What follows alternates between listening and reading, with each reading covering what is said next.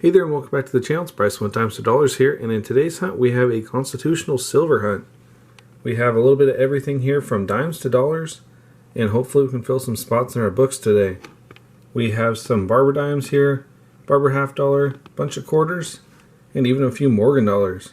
So a nice variety. We'll go ahead and lay it all out by typing denomination, and I'll bring you back once it's all organized.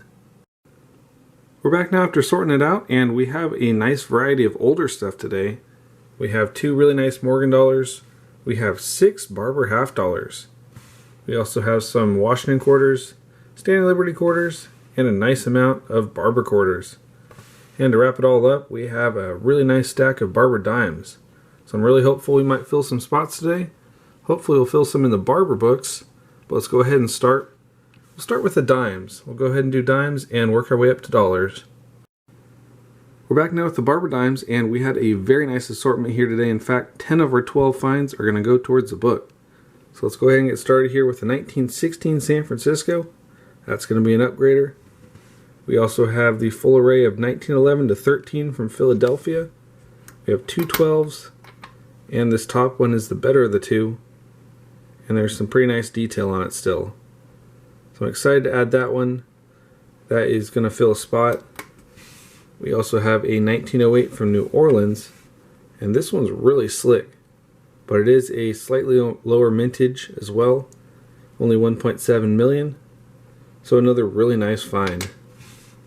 We also have a 1906, 1905, 1901, and 1900 from Philadelphia, and our coolest coin is actually the oldest one. We have an 1897 here. And this one's out of New Orleans. It's actually a pretty rare coin, only 666,000 minted.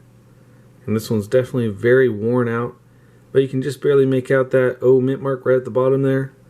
That is a really nice find. I'll go ahead and add these ones to the book, and we'll move on to the quarters, and hopefully we can add and upgrade some stuff there. We're back now with the Barber quarters here, and we only had 5 today, but they are some pretty good ones. We got 2 new additions. We have an 1896 from Philadelphia here. That's going to be a new addition.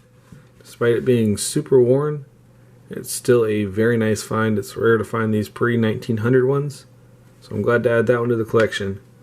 We also have an 1899 Philadelphia, 1900, and 1907 from Philadelphia.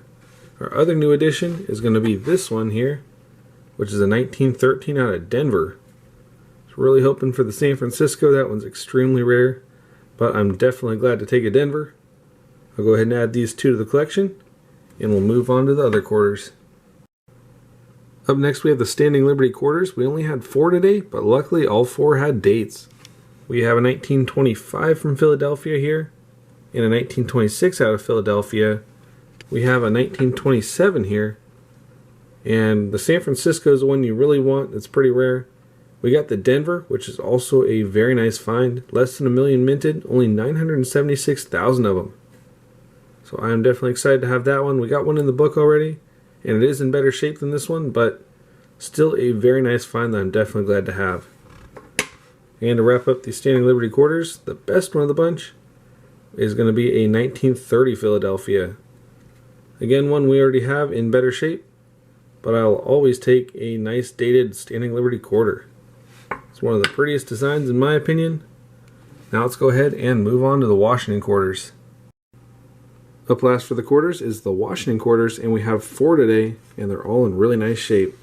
We have a 1944 Philadelphia here, and I thought for sure that would be an upgrader, because that is a very nice one. You don't see them in the 40s in this shape too often. Really nice looking coin. But take a look at the one we have in the book. That is even better than the one we have here. So I will definitely take that one either way though. Really nice looking coin. We also have a 1939 Denver here.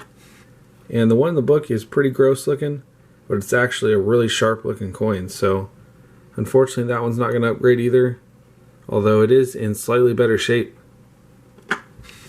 We also have a 1940 here, and this one's from Philadelphia. There's the one in the book. And this one is going to be an upgrader here, just barely. It is actually in pretty nice shape for being that old. But take a look at this last one. This last one's probably the best of the bunch. We have a very nice 1937 Philadelphia here. It even has some of that mint luster on it.